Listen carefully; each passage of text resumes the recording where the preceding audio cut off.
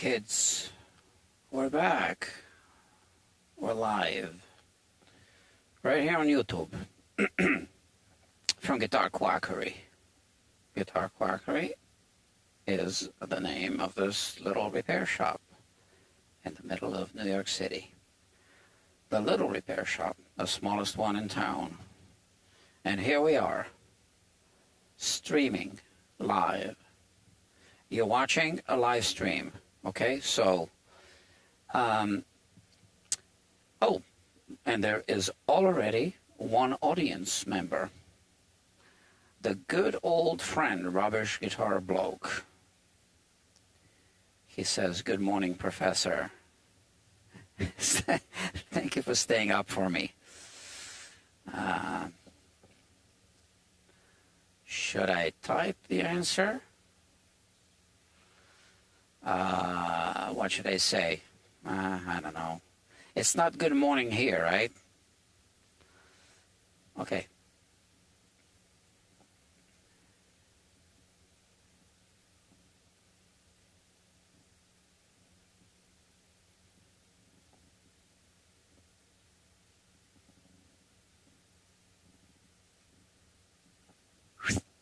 I sent the message.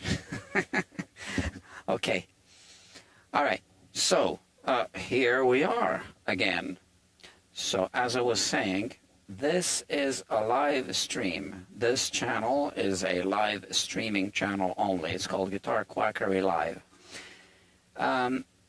Some people find these videos, archived live streams. They don't realize that they're watching live streams and that, you know, it's going to take a while to watch through, I guess. I don't know.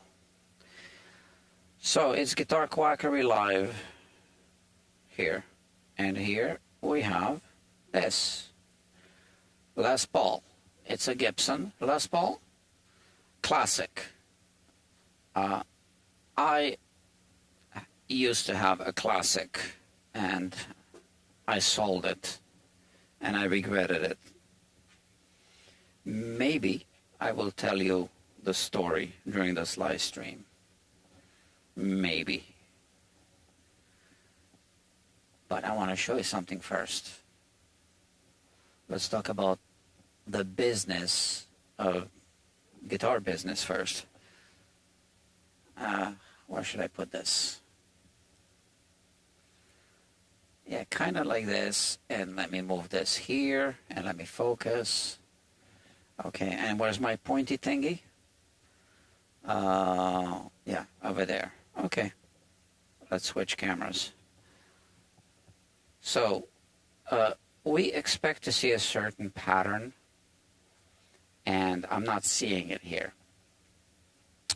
So I think this string might be playing sharp, which means that this saddle might need to be moved back. Now, this is, you know,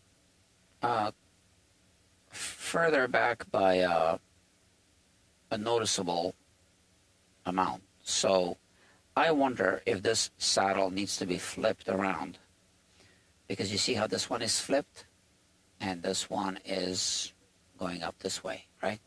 So I might need to flip it, which is why I'm going to start this whole service by roughly dialing in the intonation. We call it the compensation of the saddle, and the intonation is what we achieve with the proper compensation, right? Okay.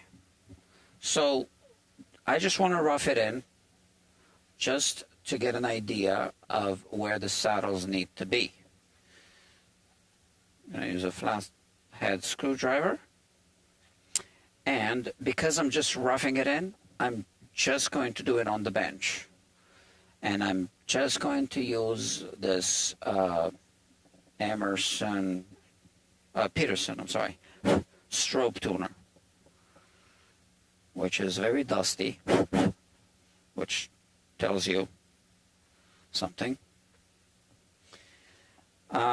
So yeah, let's just make sure the guitar is in tune. Oh, and look at this. So I already talked to the owner about this. Yeah. These strings were wound the wrong way.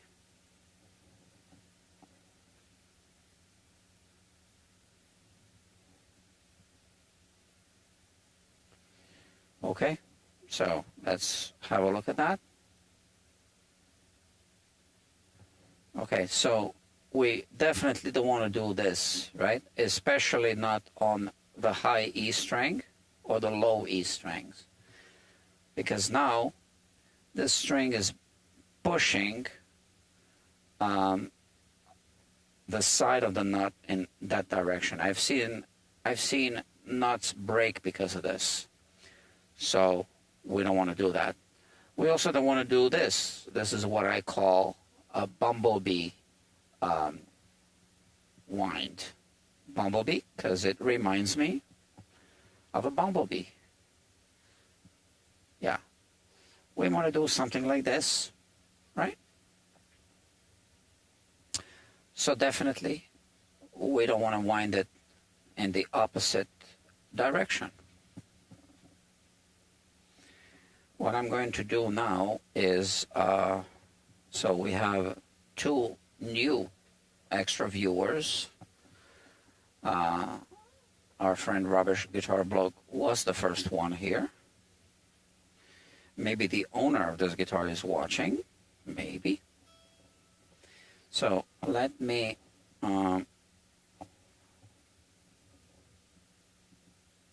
so this also confuses me. So I am just roughing in the compensation here for the intonation because I do see that it's, you know, way off. Is this a really thick string? Let me check something. Is this going to be, I can't remember now.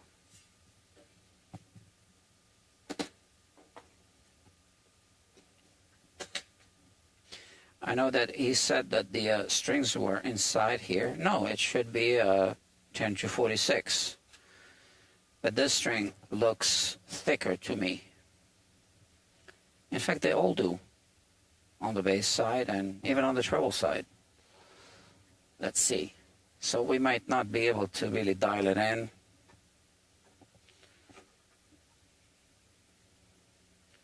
Okay, so the low E is a 52.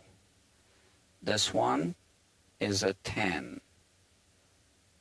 No, it's more like an 11. They get stretched a little bit, so it's an 11. It's a 12. So it's hard to tell when the string is stretched, right? 16. Yeah, they're all thick. That's a 42. That's a, it says 30. Yeah, okay, so really we don't want to spend too much time with this intonation business. I just kind of want to see where we're at. Oh, this is fretting out. Okay. What about the G string? That's the one I'm really interested in.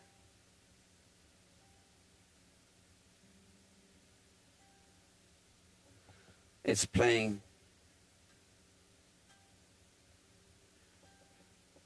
way off. Okay, so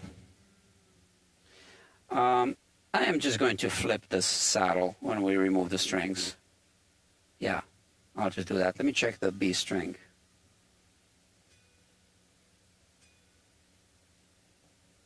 Maybe not the B, but the G I will flip. Okay, that's really all I wanted to know. I don't want to spend too much time on this because this is not what we're doing right now, really. The frets gonna need a premium fret dress. Some of them are rounded. Let's have a look.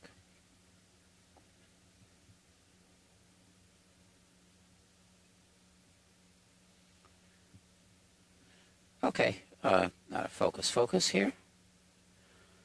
So, you know, this crown is rounded, right? You can see that.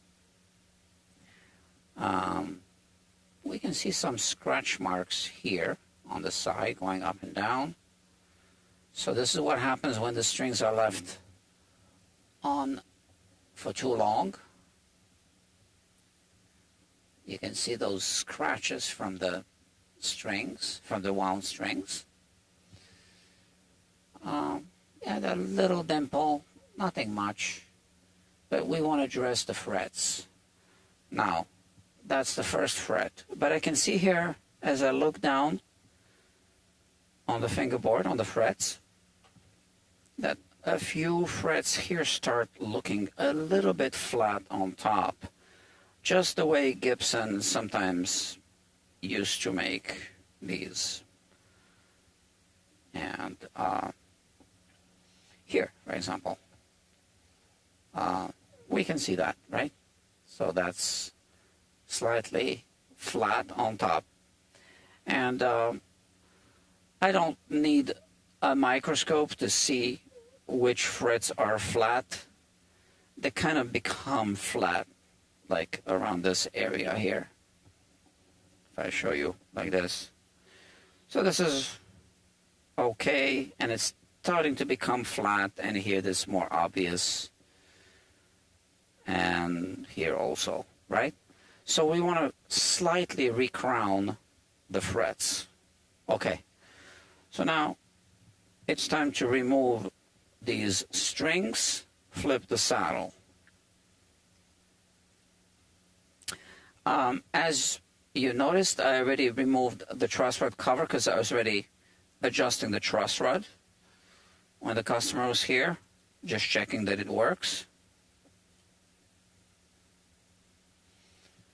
And I always like to make sure that the tuning machines work, which is why I am unwinding them. So there's no other reason. Just want to know if there's a problem. So this confuses me now because it's the other way around. Okay. Yeah. So our viewer here, a rubbish guitar bloke, is a tinkerer. You should check out his channel. Easy to find on YouTube. So this is one of the reasons why I am doing this, is to also, you know, kind of promote others a little bit. And also for tinkerers to kind of pick up on some of the skills and advice. And that's what he's doing. And I checked out his channel. And if you are a tinkerer yourself, and you want to see what other tinkerers have been up to, check out his channel, A Rubbish Guitar Bloke.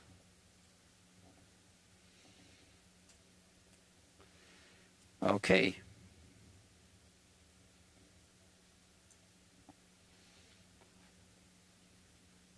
So, the first thing I will do is flip the saddle, because if I don't do it, I'll forget. And then this channel won't be monetized because I'll be cursing. Yeah, speaking of monetized, if you want this channel to be monetized soon, perhaps you can just grab a link to this channel or to your favorite videos on this channel and go on guitar forums and tell everyone about this channel. So this is the channel that I call the one and only, so it's Guitar Quackery Live, the one and only live streaming guitar repair channel. However, today I found out that there is another luthier that has a live streaming channel from his shop, but he is not a guitar repair channel. He's a builder.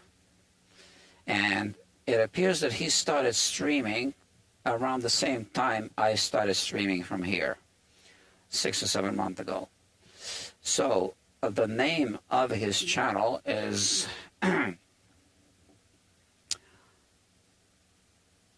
Unquindor Guitars. So check him out. I'm going to check him out. I just discovered one of his live streams today. It was suggested to me. And yeah, I'm definitely going to check him out. I know him anyway.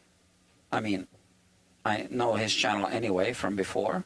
I'm actually subscribed to his channel, but I haven't watched his videos lately.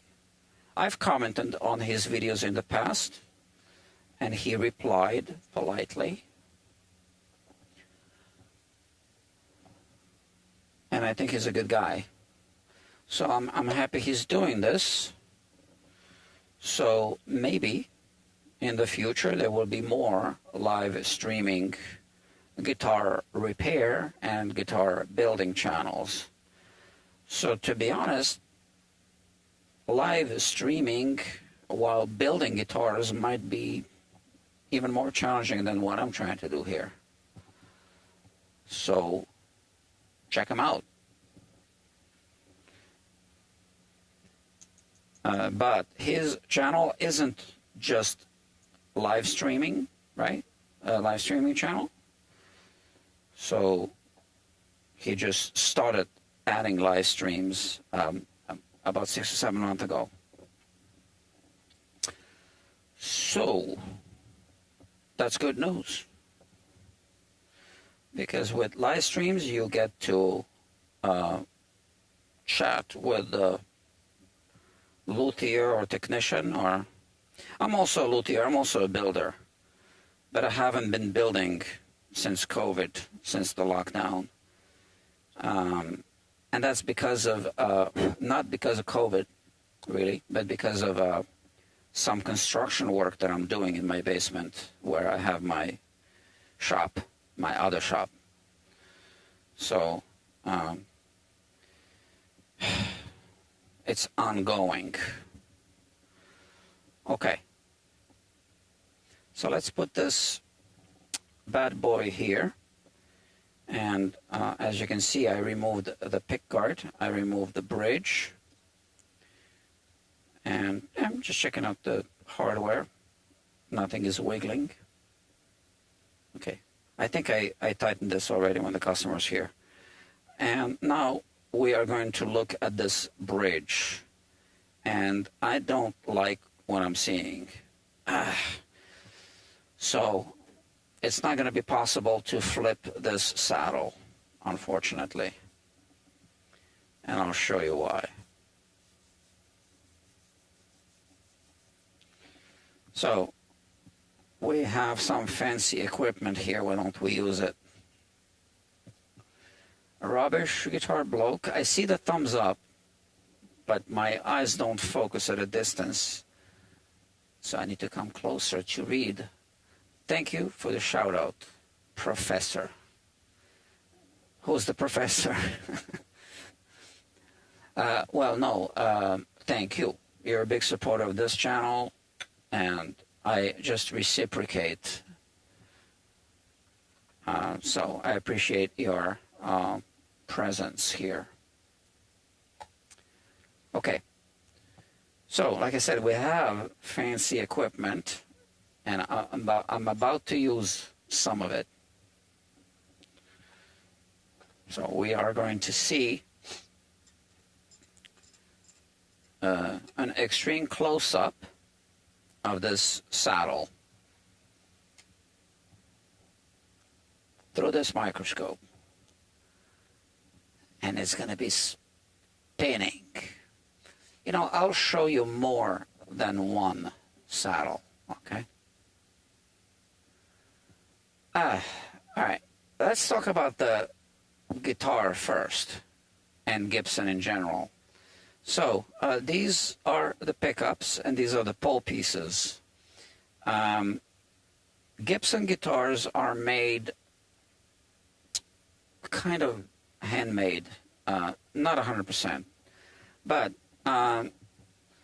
it's important. You know what? I have something right over there.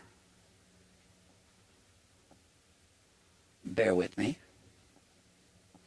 It's important for the strings to be aligned with the pole pieces. Okay, that's the now A string, that's the high E. Okay, and because the Gibson manufacturing process uses a lot of handwork, sometimes things aren't quite aligned. So sometimes the bridge posts are in the wrong position. On some guitars, they're actually in the wrong position, so you can't even dial in the compensation correctly, so the guitar does not even achieve the proper intonation. But sometimes it's just misaligned in this direction slightly. And whenever that's the case, it's typical to see what we're about to see right here. Some compensation on the saddles. So you can see that the string slot isn't centered. Okay, that's the high E string. If we're looking at the B string, same thing. And now if we look at the G string, the one I wanted to flip around, same thing. So now I wanted to flip it because I want to make sure that I have enough space at the back to dial it in all the way to bring this point far back enough. So typically you could flip the saddle around, but now I can't. I mean, I can, but if I did, I would need to notch another thing here for the string, right? Because this would, you know, be flipped. And I'm not going to do that, right? Because this has already been notched. So what can we do? Well, I am just going to dial in the compensation, eyeball it like this. I'm gonna move the G saddle all the way to the back as far as it goes, and then I'm going to visually just dial in the compensation, but a little bit flat from where I think it should be on all of them.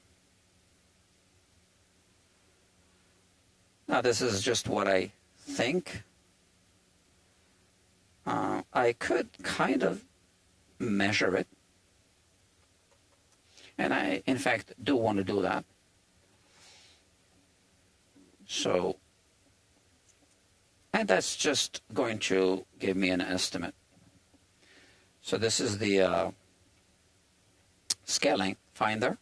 So here on the G string, first I check the scale length of the guitar, and it is the 24.625 inch scale length as it should be. And now from the 12th fret, oh, we got plenty. All right, so that makes me feel much better. So there's actually no need to flip this saddle, in my opinion. That's not bad news. That's actually good news.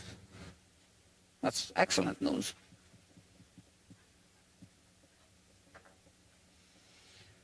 All right, so since we're here working, look, we got a small audience here. How many people? 6 people watching. Okay. Make sure you guys click the thumbs up thing, okay? So that if you like this kind of programming. And if you don't, then, you know, there are plenty of other channels.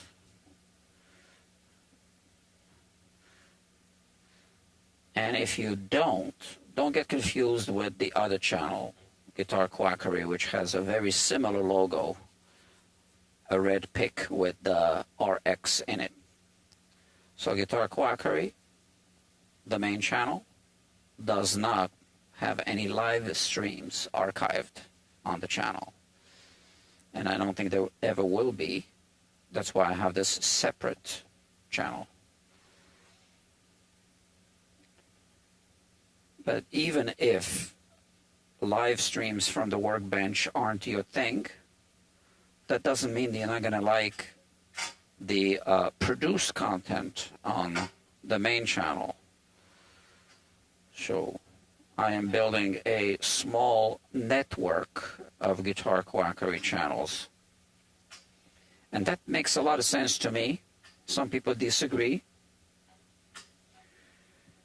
But people who have signed up for the type of content that I've published so far on the main channel have not necessarily signed up, no, have not signed up at all for these long form, excruciatingly long sometimes, live streams. They want to see edited content.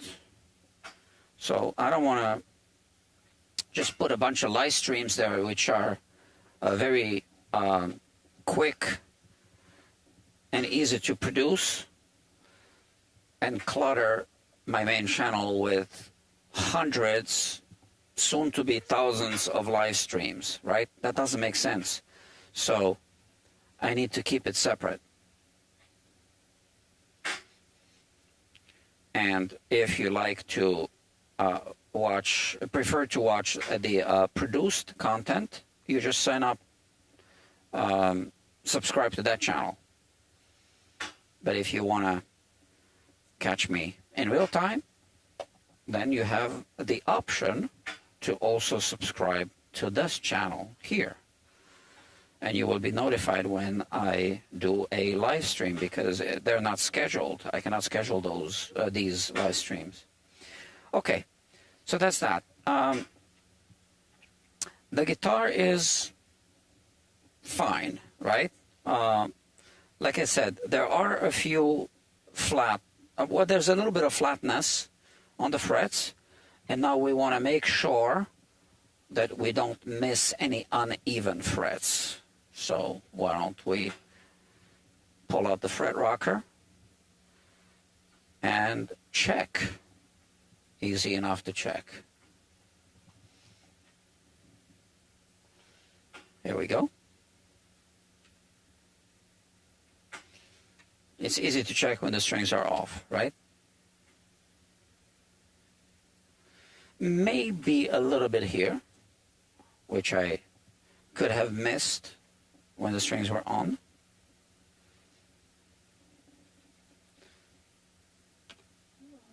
Just a little bit here. And now it's perfect. Look at that. Okay.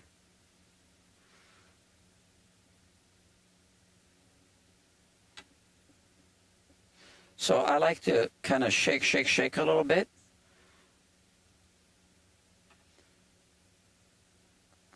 To make sure that I don't miss an uneven fret.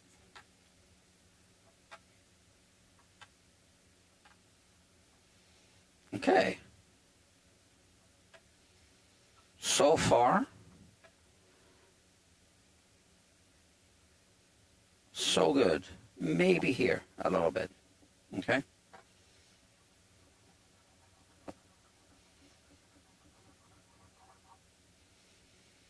And now let's double check. Great. All right.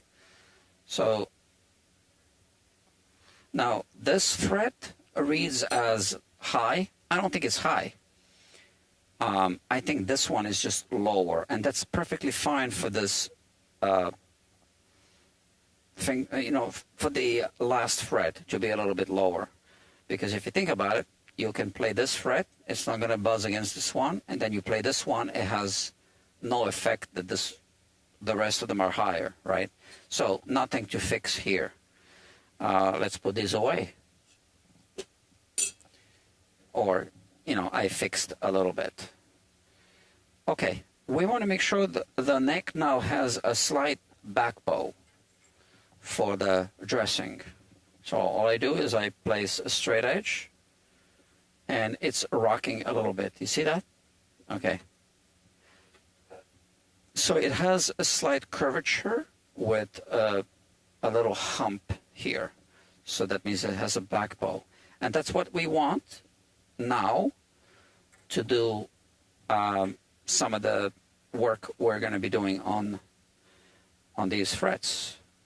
I have a cover for a Gibson Les Paul. Some people left us. They have better things to do. I can't blame them.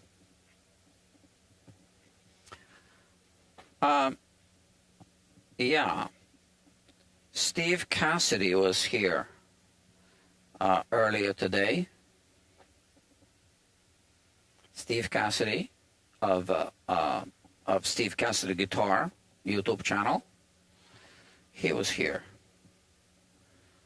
He is kind of like a regular, and I recommend you should check him. Check him out. He's a hard-working YouTuber, and he has a very positive attitude, and I like the way he talks about guitars, obviously. Okay, let's have a look here. So I'll remove these posts.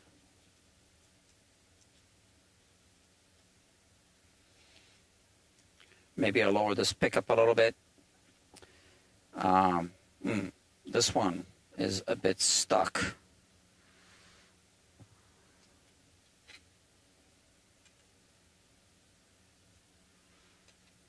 Let's see.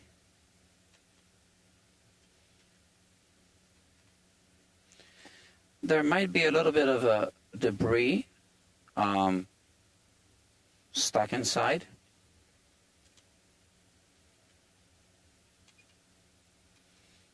So the only reason why I'm removing this now is, why am I doing it?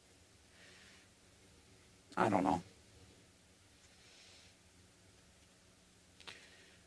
I'm not gaining much by removing it.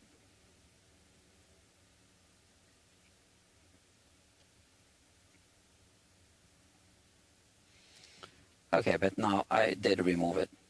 So the bushing is kind of sticking out on this side more than here. But honestly, I don't want to tap it in without knowing what's causing it. It's not moving. Yeah, I don't want to open up a can of worms here.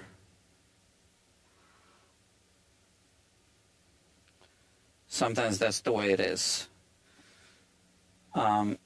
So one good thing about these guitars, the classics, like I said, I had one. I had two. But you see, these posts are screwed straight into the wood. And that's really a premium feature. I think all Gibson Les Paul guitars should be like that. But they're not. And that annoys me a little bit. Especially because the bushings don't really look good. Okay, they are flat at the bottom, but this is a carved top, so they never really fit nicely. Okay. Here we go. I would love to get my Classic back. I don't know where it is. So I'll tell you the story. It's an interesting story. I think I already talked about it on this channel. When I was little, I believed what the grown-ups, sometimes I didn't believe in Santa Claus, but things that kind of made sense, sometimes I believed nonsense. So the nonsense that I heard when I was little, and by little I mean in high school, but actually it wasn't even from a grown-up. It was from another little kid in high school. So my little kid friend told me when I was a little kid that when they cut trees intended to be used to build guitars, they don't let the tree fall to the ground. They use cables to lower the tree slowly so that the wood does not fracture on the inside. Nonsense. They don't do that. Because those microscopic hairline invisible fractures that we can't see, which is why we call them invisible, they can alter the tone or whatever. You see? We were talking about tone when I was a teenager. Tone wood, right? Okay, so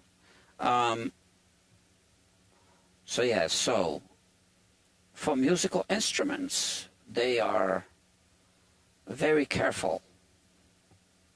They meaning, the lumberjacks.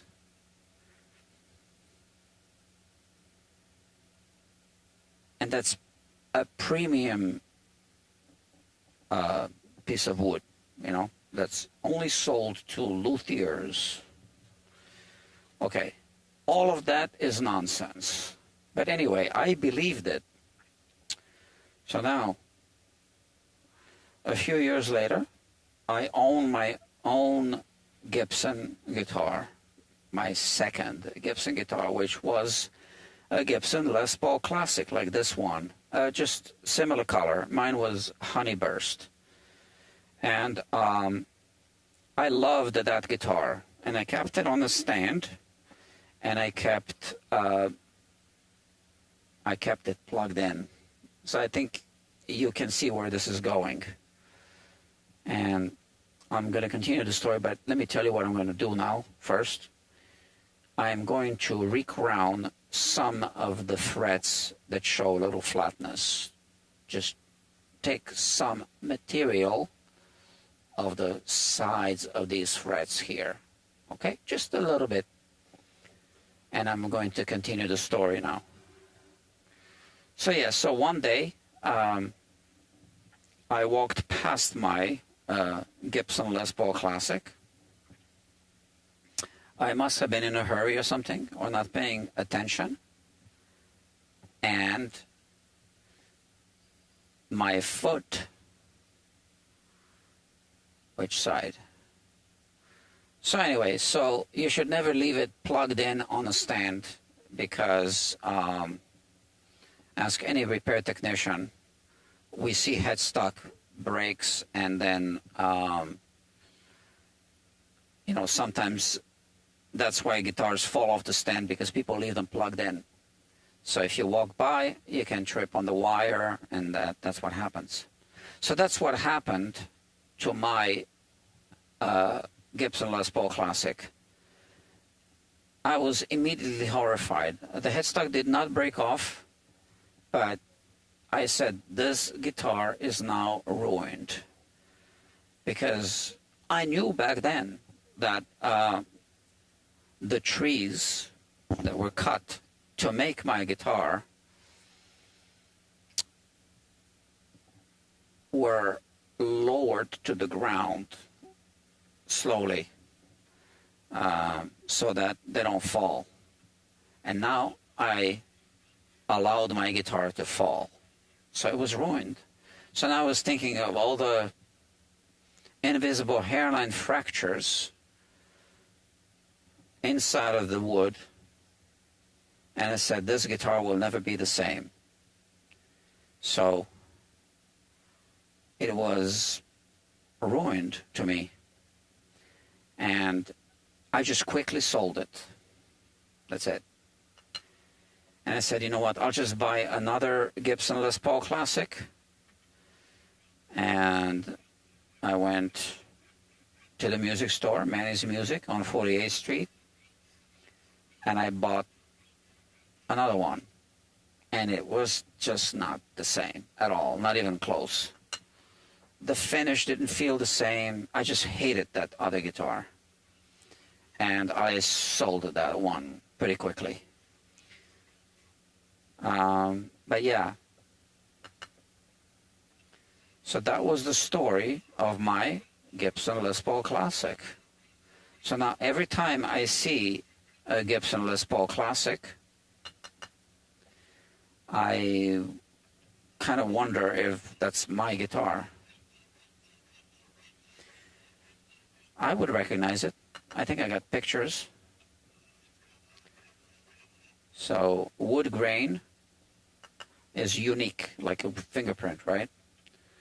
So I got to look at some of the old pictures and see if I can map out.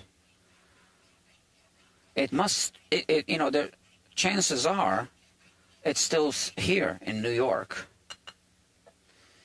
And this is why I am a repair technician in New York. Because I hope that one day somebody will bring it over here, and then I won't give it back. I will take it in and disappear with the guitar. I am only lightly just hitting the two little corners next to the flat, you know, surface of the fret. That's it. That's all I'm doing. Just a little bit. I can see some particles, you know, on the side, on both sides of the frets.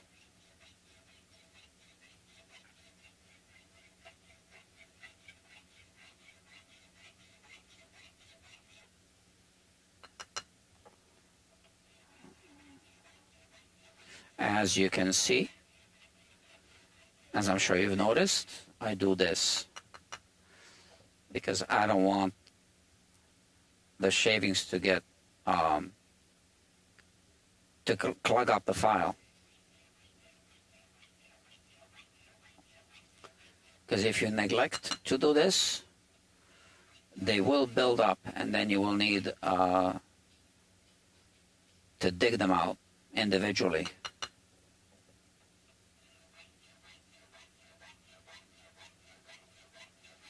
And that's very time consuming. And, you know, maybe I should tap on this, right?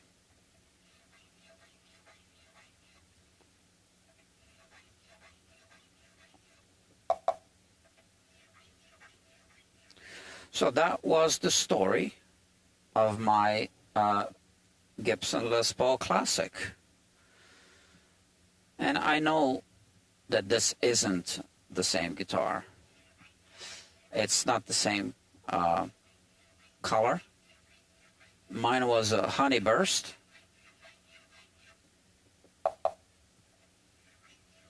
It also had the bridge posts screwed into the wood, straight into the wood. I think all classic Les Paul Classic guitars have that. They have a slim neck profile, which I liked at the time, which is why I bought the Classic instead of the Standard at the time. But now I actually prefer the beefier necks. So you see, my taste changed, but I would still love to have a Classic.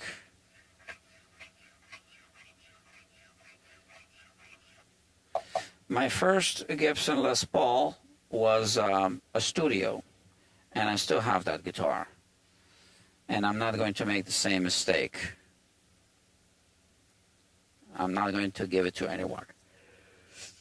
I'm not going to sell it to anyone. I'm not going to let anyone have it or own it. Although I don't really play it that much.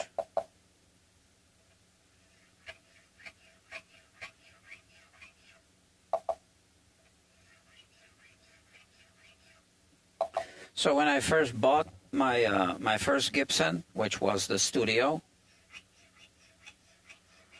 I took it home and I just couldn't stop looking at the logo on the headstock.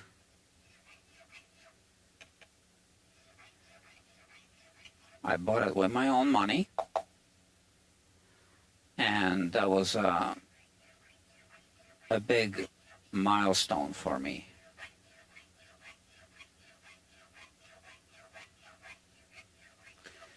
I've been thinking about modifying it. So I would do that. I've been thinking about adding binding to the body and leaving the neck as is. But maybe when I retire, because now I don't have time for that.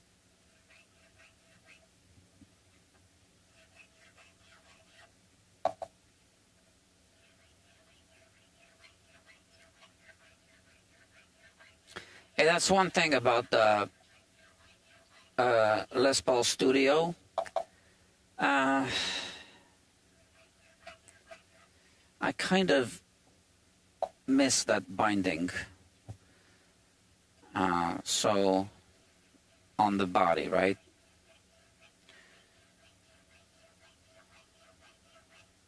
So when Gibson, I think they make studios now with binding on the neck but not on the body. I don't like that. It should be the other way around.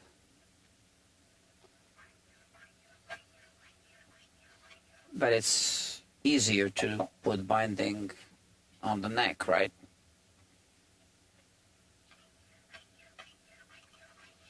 Or I don't know, because then they deal with the fret nibs.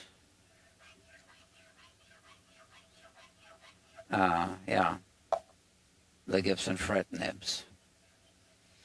Oh yeah, so the Les Paul Classic, the second one, the one I hated, I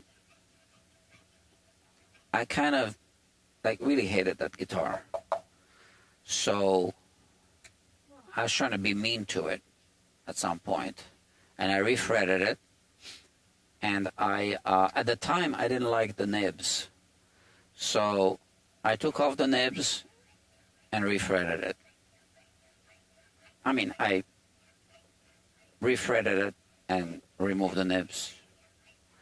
In what order? So I removed the frets, playing the fingerboard, so got rid of the nibs, and then put new frets on over the binding.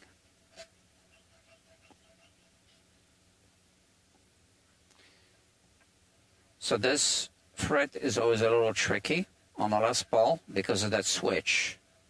So now, as you can see, instead of moving the flipping the guitar around, I am hitting this from the other side like that. Okay, because the handle hits the switch, and I remove the switch tip. I think we're good with this. Okay, that's that. And like I said, always clean the file. And now, I wonder, that's an old Z file. I think I'm going to do a quick pass with the Z file as well. Even over the frets I haven't touched with the regular file.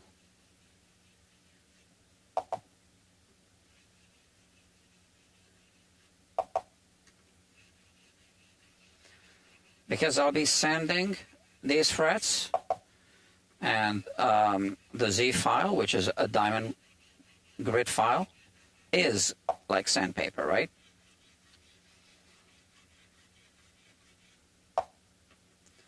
But it's also more durable, so I am just kind of recrowning all the frets a little bit. I think that back in the day, before plaque machines, so I don't know if this guitar is before the plaque machines were introduced at the factory. I don't know. Gibson typically didn't really crown the frets too well on many of their guitars.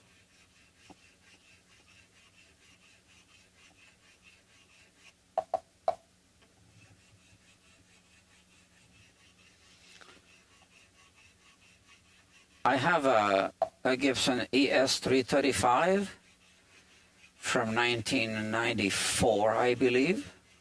I bought it brand new. I haven't played it much, and one reason why I haven't played it much is because it's got these really flat frets, and it's uncomfortable to play that guitar. When you go up and down the neck, the fingertips are hitting those flat frets, and it doesn't feel comfortable at all. Now, why haven't I recrowned them? Well, because, you know, I own the guitar, and I don't necessarily work on my guitars as much as I work on other people's guitars. And there's another reason. The other reason is I actually been meaning to make a video about that. So I want to recrown it, and I also want to document the whole thing and explain about the flatness that we see on the pre-plaque era, pre-plaque machine era Gibson frets.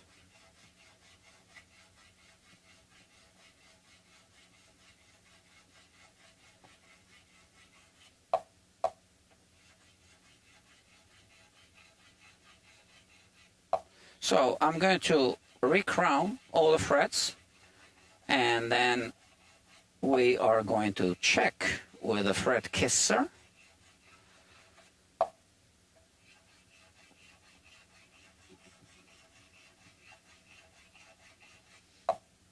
Although I'm not hitting the tops, I can tell you that. Even if I don't mark them in red, I can tell.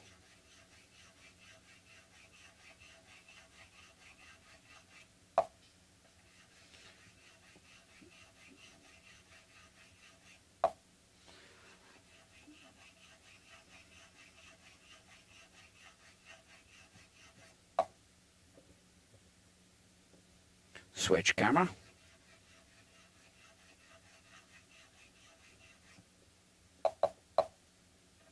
So you see the tiny metal particles here?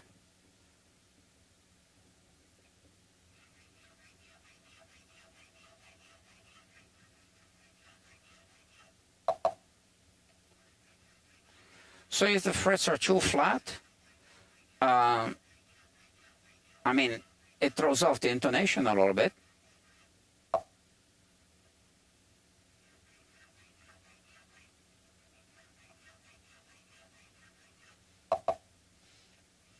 This is the original Z file. Okay.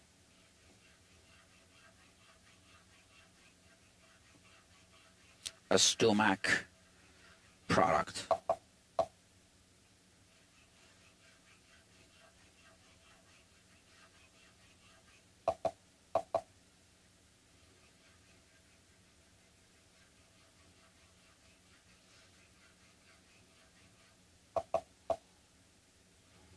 And again, we have that fret no, that's going to be this one, right?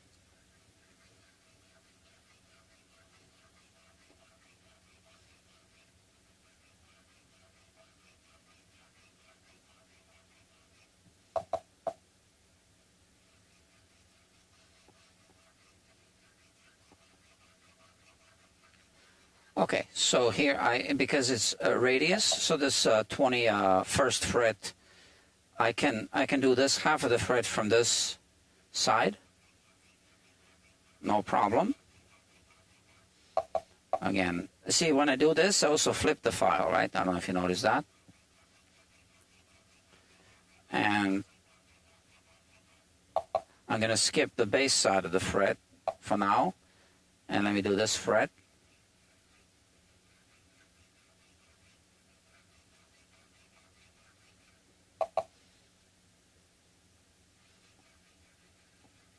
And just to finish it off, I'm now going to hit it from the other side. When I have the guitar on the neck jig,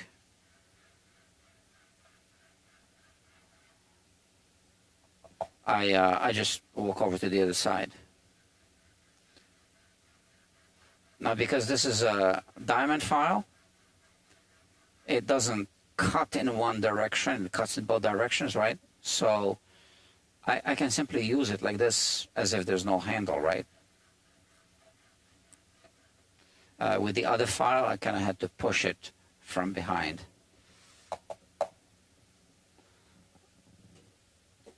Okay, so now let's do this.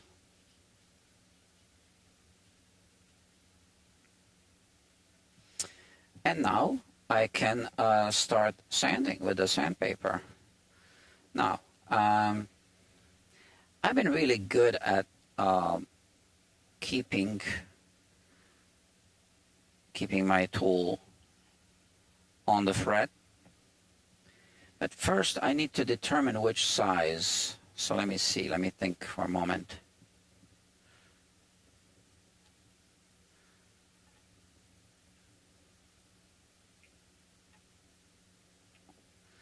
This one that's marked in red. I think so. Not 100% sure. I am going to test it. Test it first with the sandpaper wrapped around it. I got 3 people watching. The other few left. I had 6 people at its peak. Yeah, not a really popular channel, I know. I been researching a little bit YouTube lately, and trying to figure out what makes some channels popular. So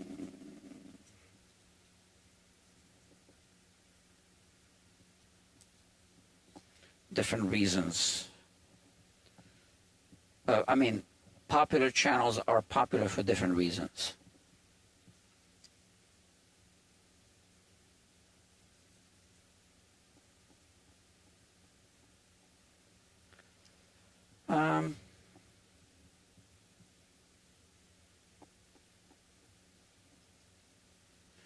So now, do I feel safe to go about this without the tape? I'm not going to risk it. Let's tape it off. I mean, I'm not going to tape off the whole fingerboard. I'm just going to be moving the tape like this, like I do on many guitars. Oh, I said that I would check with a fret rocker, and you see I almost forgot.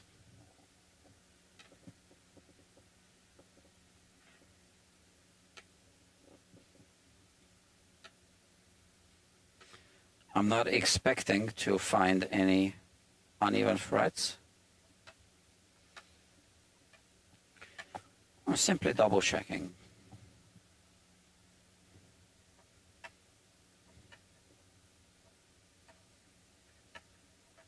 Yeah, it's all good. Yeah, so we're going to smooth out the frets. Yeah, one reason why I want to tape it off is because I do need to go a little bit on the two sides because I did see those scratch marks and I just want to remove them. So I'll be tilting this tool a little bit sometimes.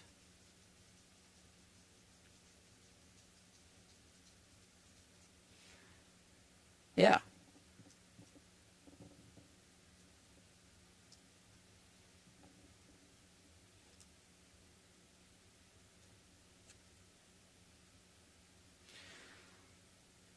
So this isn't a level crown and polish.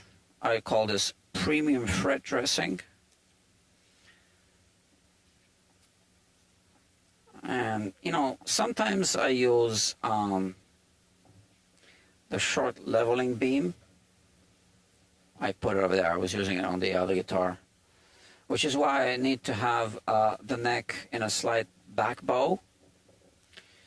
And the grit is so fine. This really isn't leveling, okay? Now, if there happens to be a slightly higher spot on some of the frets, it'll level that off. But again, this isn't a leveling job. I just do it as part of fret dressing.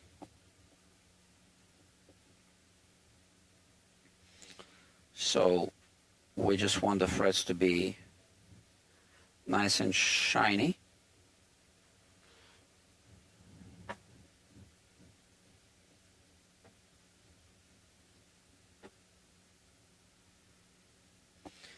That's it. And, you know, I have coarse and fine. And, I mean, it's both of them are fine, but, you know, still one is finer than the other. And now let me just continue with this.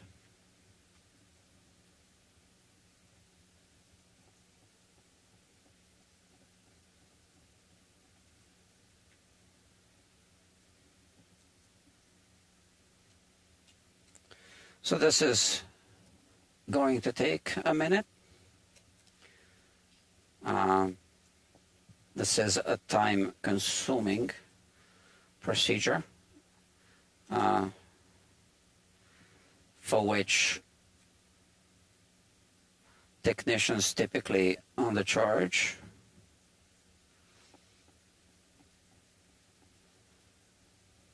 Now, I don't use steel wool. I know I keep repeating this almost every time, but I don't use it. It's not that I've never used it. I just decided not to use it. It actually does a good job. Not as good as the full premium fret dressing job that we're doing now. See, this ripped a little bit. So, all right, we'll turn it around.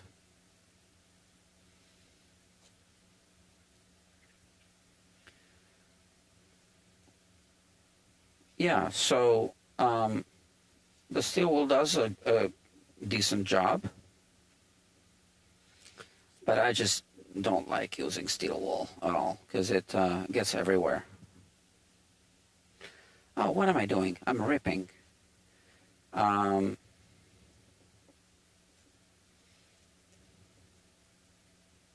Why is it doing that?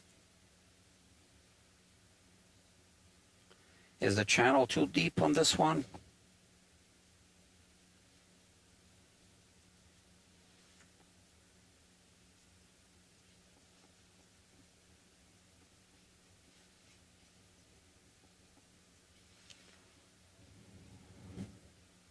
So the thing with sandpaper is it becomes a finer grit almost immediately.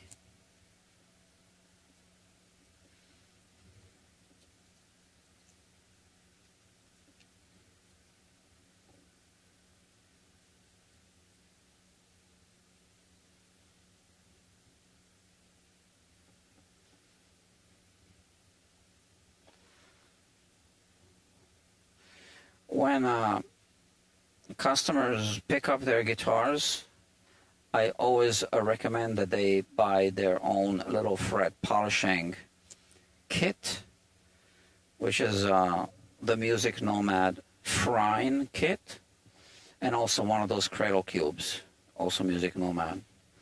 This way they can maintain their frets.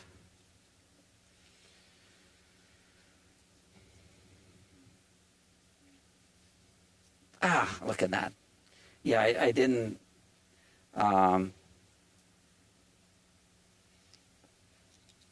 wrap it tight enough. Okay, so we're going to be doing the 7th fret next. Oh, look at that. 6 people watching. So you're watching a live stream as we speak.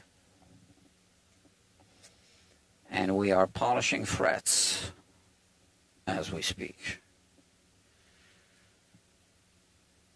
We're at the beginning stage of polishing the frets. I just recrowned the frets a little bit because they were a little bit flat on top. And now I am polishing them. So here I started with 800 grit sandpaper. That's the first pass.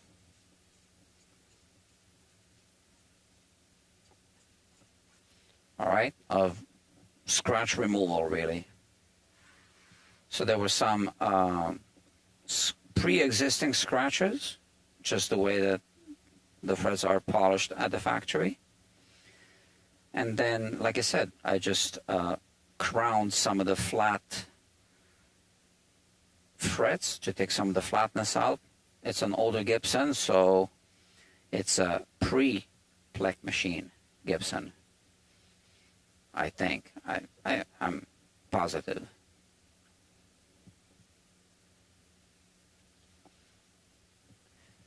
And we used to see a lot of flat frets on Gibson guitars because crowning, as you are witnessing, takes a while. So factories always try to cut costs. Crowning, how long is it going to take? We're not going to do that.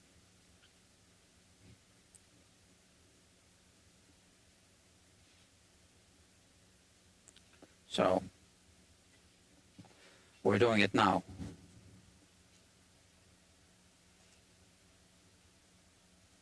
Because they didn't do it right. Well, I already recrowned and now I'm just polishing, yeah?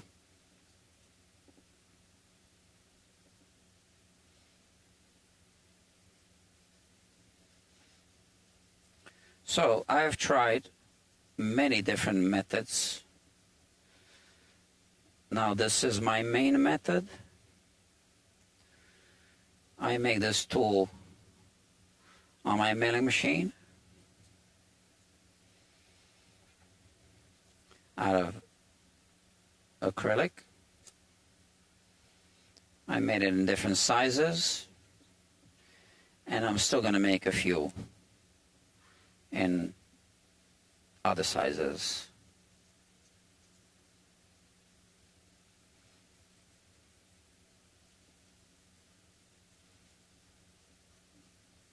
I stole the idea from Ken Parker. So if you go to his YouTube channel, you will see that he does in fact use this tool.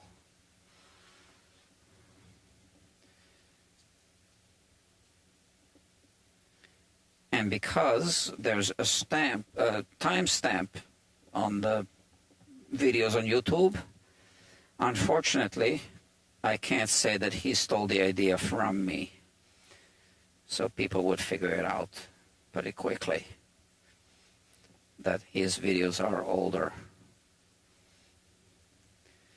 I would love to say that he stole the idea from me, but it's not gonna fly. He is quite an inventor. I watched a ton of his videos. So he's the inventor of the Parker Fly guitar, which I know received a lot of criticism from guitar players. I don't want to get into that, but it's an innovative, it's a guitar with many innovative features, okay? So you got to give him credit. People did not fall in love with the design of that guitar, with the look of that guitar. And it's easy to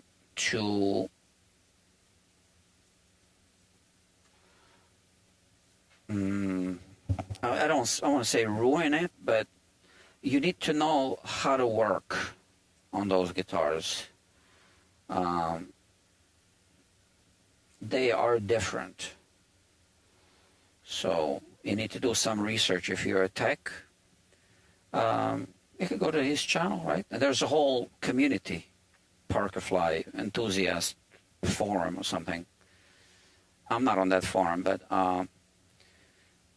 so if you go on that forum, I'm sure you can get a lot of information on how to properly set up those guitars and etc. But anyway, so he's the inventor of the Parker Fly guitar. But his true passion, to the best of my understanding, is building archtop guitars. Oh, look at that. We got 8 people. So, friends, this is a live stream, just so you know, okay? And you're watching this live. It's Guitar Quackery Live. I don't know if this is your first time here, but obviously, this is not edited content. So it's not like YouTube Shorts, and it's also not like produced content, which I have on the main channel, which is called Guitar Quackery. So I'm always worried that people are getting the 2 channels confused. Yeah, some people left.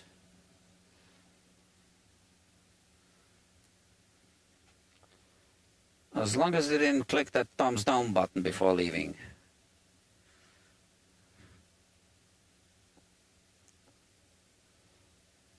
Because I am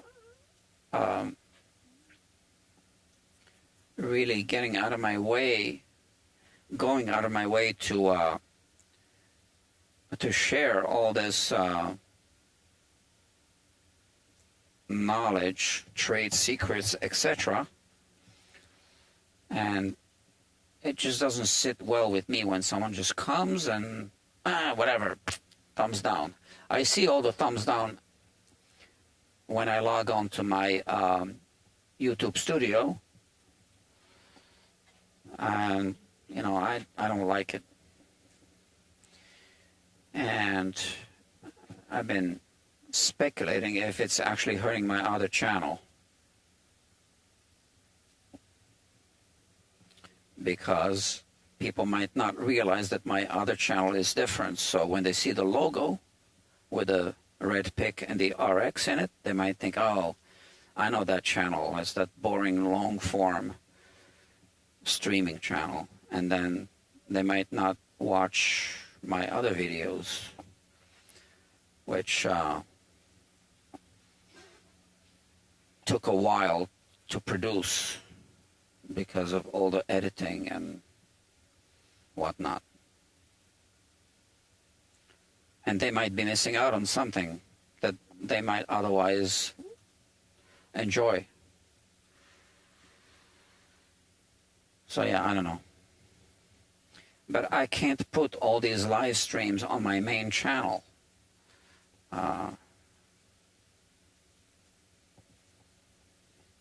Maybe it was a mistake to call this channel Guitar Quackery Live and to use a similar logo. I don't know.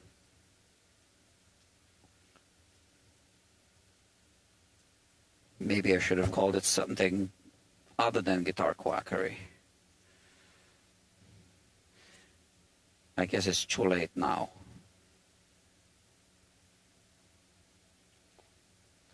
So I'm almost done with the first pass. So these frets now have that brushed metal look. And like I said, the first pass used 800 grit sandpaper. Now, I don't necessarily need to go 1000 grit and then 1500, since this pretty much becomes at least as fine as 1000 grit by the end of. So here now, because of the switch, I need to move this here, right?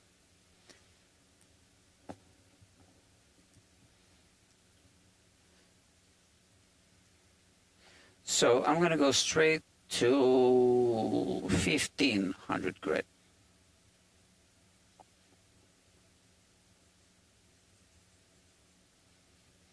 So this isn't being lazy, meaning skipping the 1000 grit isn't being lazy. It is, I think, the right thing to do. So every pass will remove a little bit of material from the frets, right? So if I skip the 1000 grit, I will end up removing less material during this whole service. And I do want to emphasize that any polishing and buffing is a removal of material, okay? Also, in some cases, smudging, especially with the buffing stage. Okay, so this was 800 grit. This one is 1500. I know, because I put little green check marks here. And I still have a little section left. So I need fresh tape. Let's see, 7 people watching this live stream.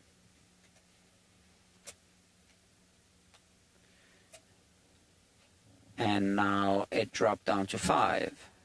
I just turned around and 2 people left. I know it's not updating in real time.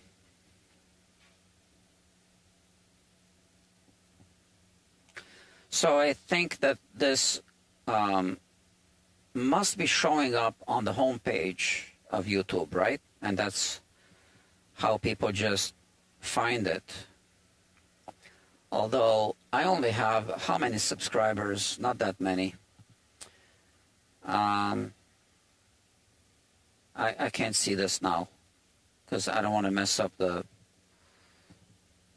interface and then disconnect. Okay, like I said, I am done with the 800 grit, which is this. And I'm going to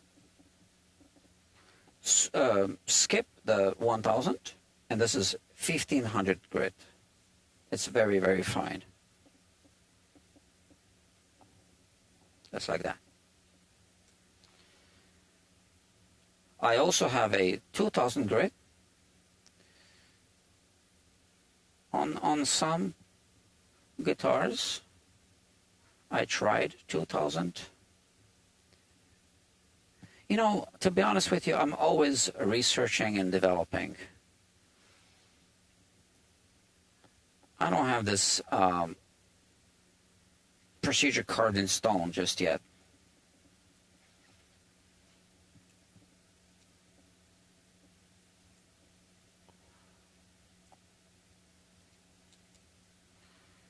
So the 2000 grit, so it depends which grit you start with, because if you skip, so let's say if you start with 600, if the frets required that, right? If the scratches were deep and stuff. See here, there's a little dimple. So, and here there are two little dimples. So far, this did not remove enough material to completely hide it. But the buffing will smudge some material and it'll further hide this little dimple. And you know, I do want to show you because, okay, so this is an educational channel, right? And we have all this fancy equipment here. So I do want to show you this dimple through the microscope, right? What I'm seeing here. So here we go. This is it. And look, I still see a few scratches on the side. Yeah. And now if we move over to the second fret, there's a little dimple here.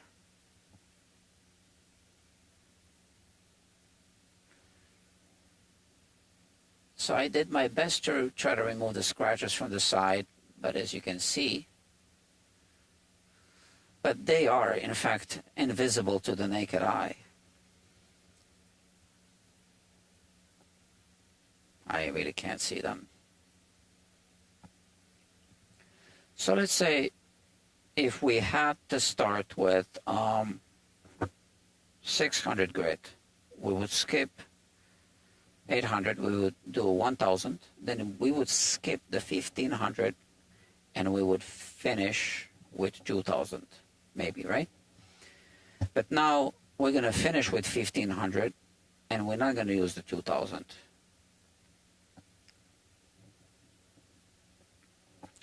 So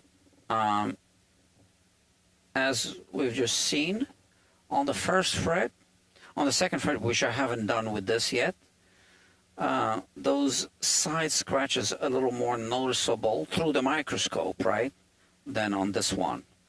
So, but I haven't done this yet. So now we are going to do this, right? And I'm tilting this so that I can hit it from the sides as well.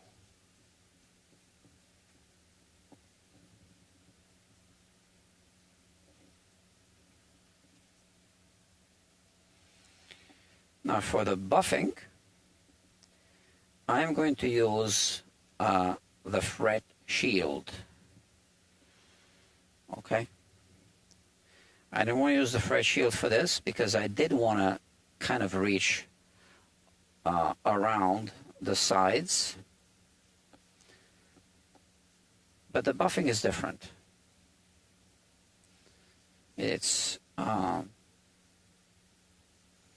it uses the buffing wheels with the felt and whatever fibers,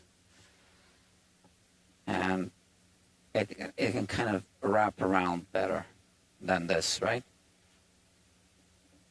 Better or differently.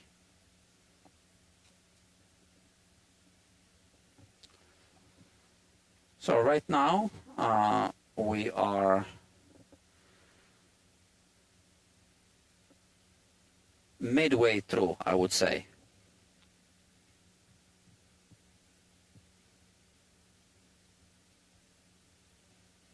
Or not even. Yeah, because the crowning doesn't count.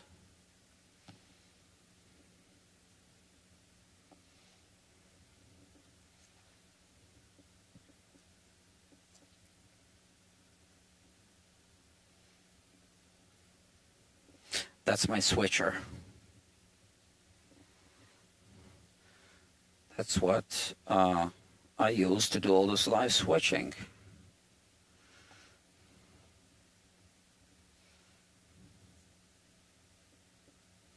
Well, that's my switcher app. My switcher is actually over there. I'm pointing to it right now. The app is connected to the switcher.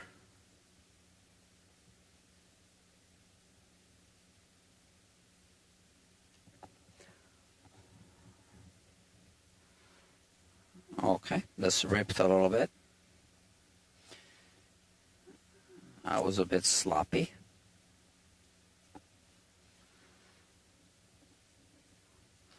Yeah, fretwork always gets you. That's what one of my viewers said in one of the comments. I can't remember which viewer that was anymore. I don't want to credit the wrong one. It's in one of the chats. In one of the archived live streams. I need fresh tape. Yeah. So next is the 7th fret. Okay.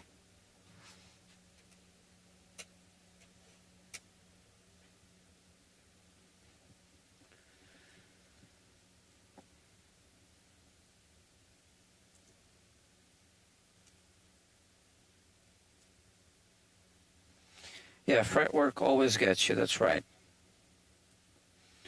Which is exactly why Gibson had always been avoiding it.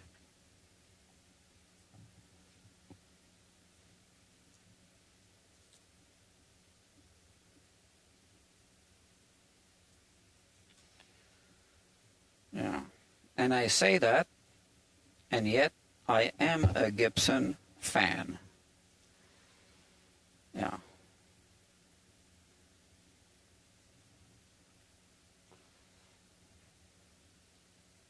They're not perfect. Nobody is.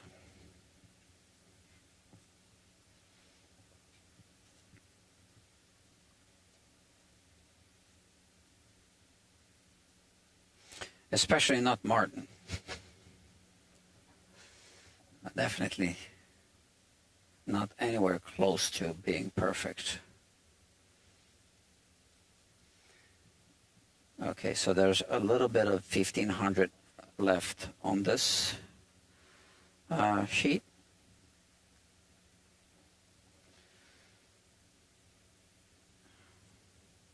Maybe 5 frets worth of paper.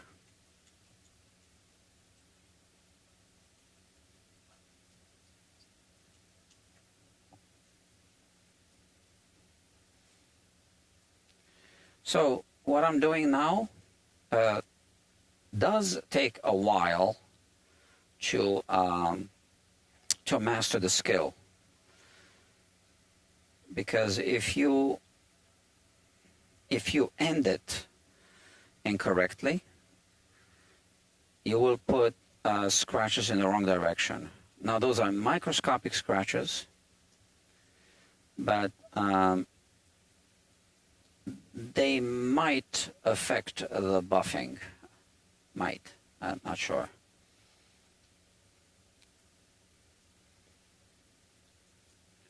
Nothing is more annoying than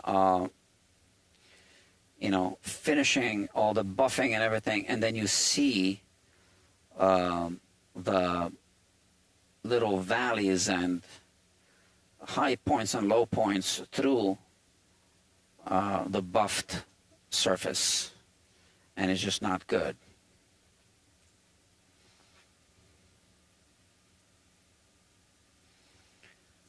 And that's why, if you want to have a, I don't want to use the word perfect, but let's say perfect finish, you need to know if you need to go through all the grits or skip some or whatever. Now, every guitar is not going to be the same, which is why, well, which brings me to the point, which is why it's a good idea maybe to watch these tutorials.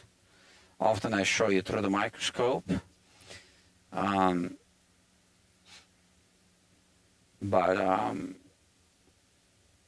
I think, this comes from experience. Sometimes, to be perfectly honest, all technicians will finish a job and they really won't be 100% happy with the results, and they won't redo it. The customer will still pay for it. Most of the times the customer is not even going to notice or even going to know that there could have been a difference.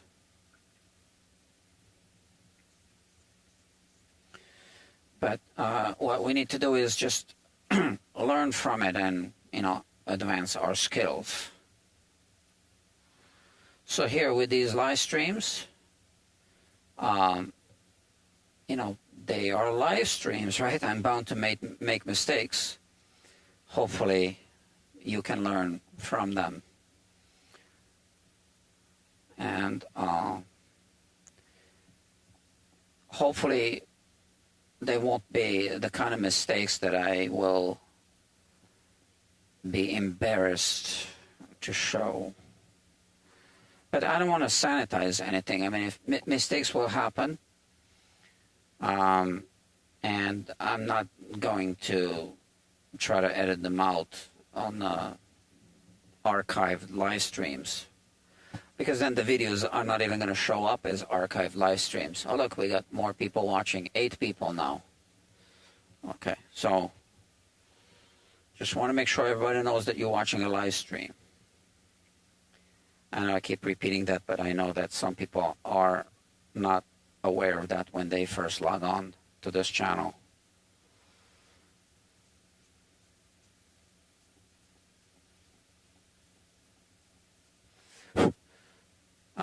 So now I'm doing the last pass with the sandpaper, which in this case is 1500 grit.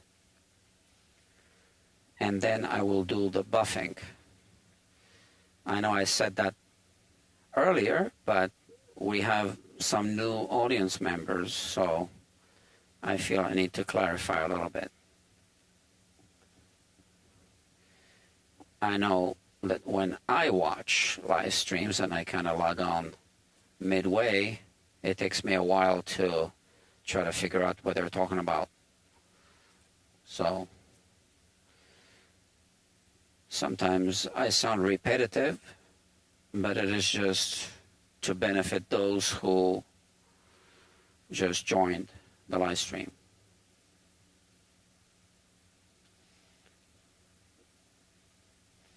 So if you like the idea of catching me live at work in real time, then consider subscribing to this channel. Because, oh yeah, subscribe and hit the bell icon, because I just do these live streams whenever. I don't have a schedule yet. And I don't think I ever will for the real project live streams. I might have a schedule for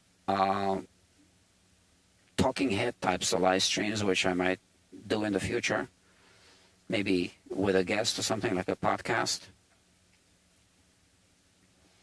But we'll see. So for now, the only way to get notified is subscribe and hit the bell.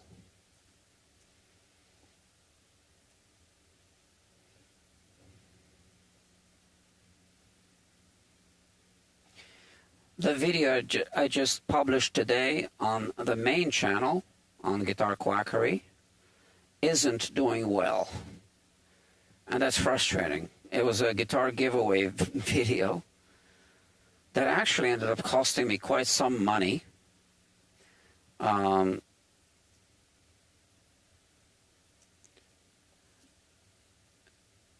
But it also took forever to make the video and to find the person that ended up taking the guitar. And it's like not performing well. I think at the end it might just be a boring video. but it's a review and giveaway video of a D'Angelico Premier Gramercy acoustic guitar, acoustic electric. So here we have this 21st fret right here at the switch, so this needs to be moved to this side so that I can polish this side of the fret.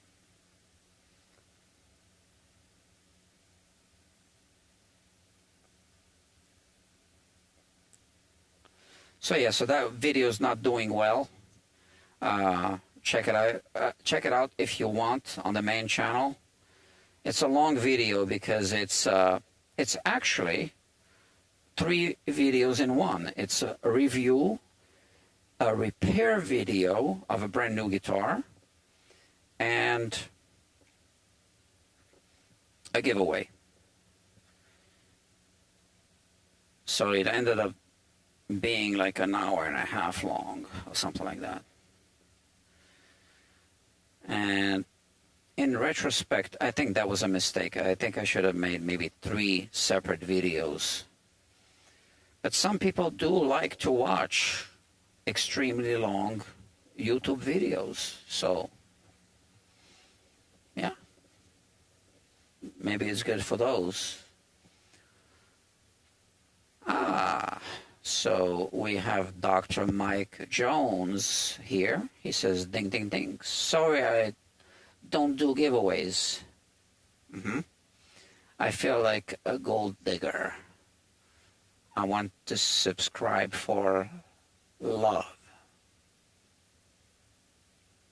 Yeah, you should buy them dinner first, maybe.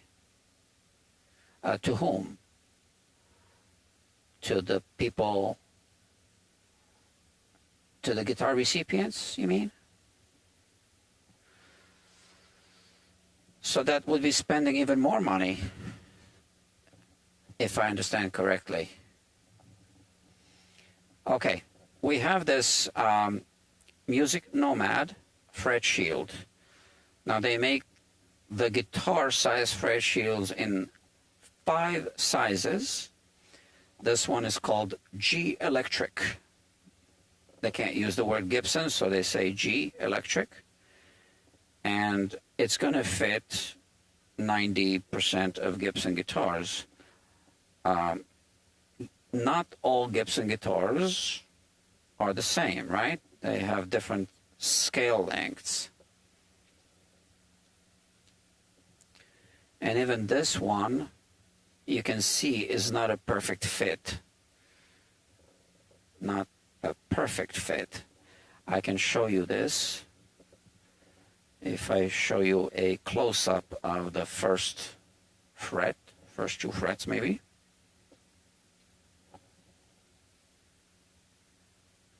So the lighting is tricky here. Let me see. Okay, this is better. So you can see the little gap right there. Let me focus, right? So what am I talking about? I'm talking about this gap here. You can see there's a gap. Okay, so now all I'm going to do is I'm not going to touch the fret shield. I'm simply going to move the camera here. And I'll show you these frets.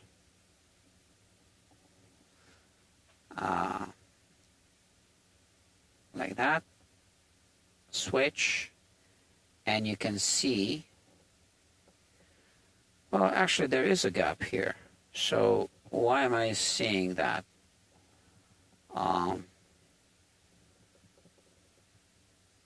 So somehow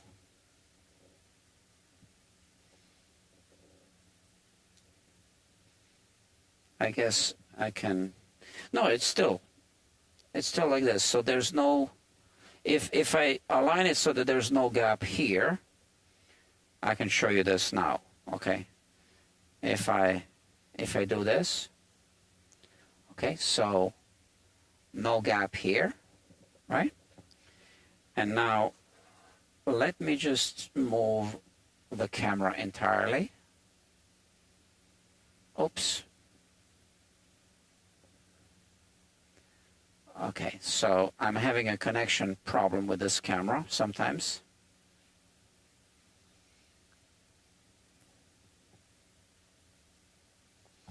Okay, so here you go. No gap. And if I move it over to this side, you can see the gap right there. Okay, so there's a gap. So it's not a perfect alignment, because all Gibson guitars don't have the exact same scale length. And it's the same with Fender guitars. Okay, just so you know. But Epiphone, I believe, are consistent. And the Epiphone scale length isn't the same as the Gibson scale length, by the way.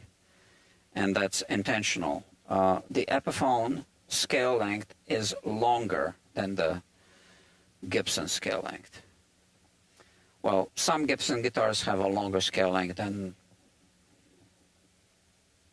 their own standard scale length, right? But I'm talking about 90 whatever % of Gibson guitars.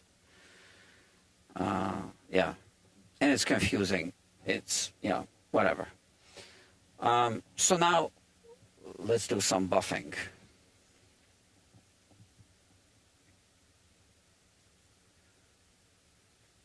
Oh, so Mike Jones says, I mean, you should be bought dinner first before you start giving it all away. I like that.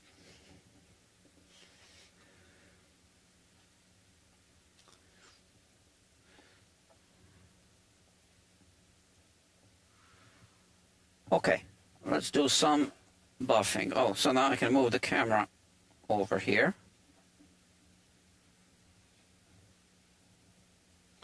We are going to do 2 passes. Okay. I'm ready.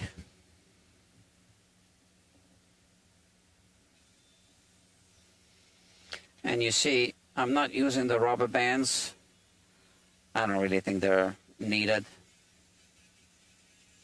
Sometimes maybe, but not really.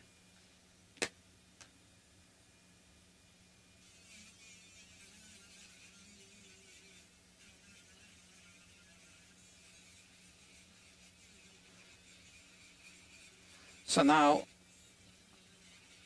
this is going to kind of smudge the metal, and is going to kind of bury that little dimple that we were seeing. I'm missing something. Sorry. Just my microfiber cloth, which I put here. And now, let's look at it now. We can still see the dimple. Maybe it's hiding it a little bit. I don't really know, but we can still kind of see it.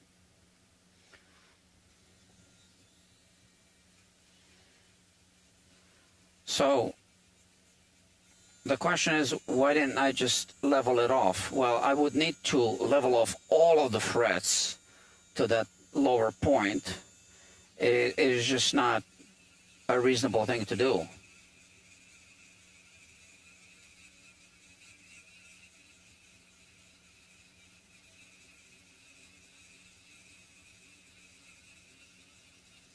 If we had a lot more fret wear on numerous frets, then yes. But we only have one little dimple here and one here and one really faint one here. And then two very faint dimples here, and then we can't see any more dimples. So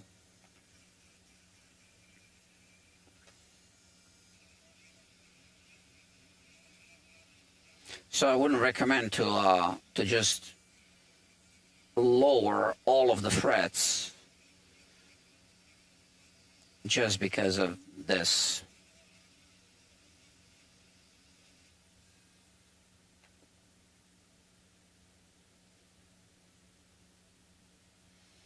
All right.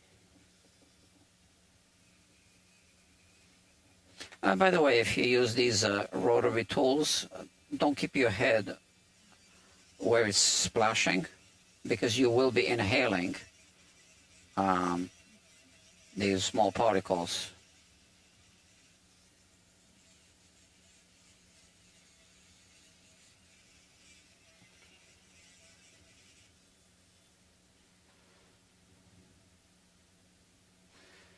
And you'll see once we're past the buffing stage, the rest will go quickly.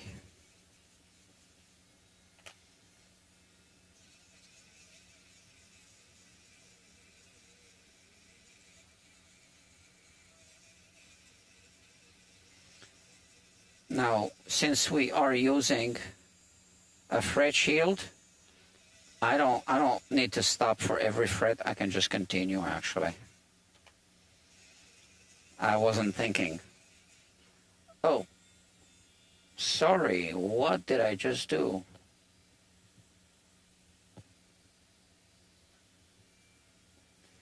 Something's wrong with the program here. My switcher is acting up, and I don't know why. So I can see that you are seeing my logo. And I'm sorry about that, but it seems that I need to restart my switcher. I honestly don't know what happened.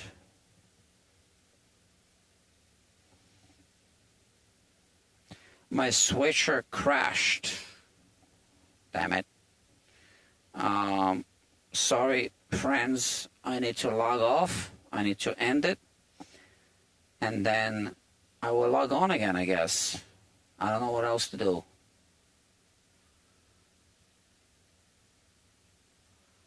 I'm still trying to figure this out.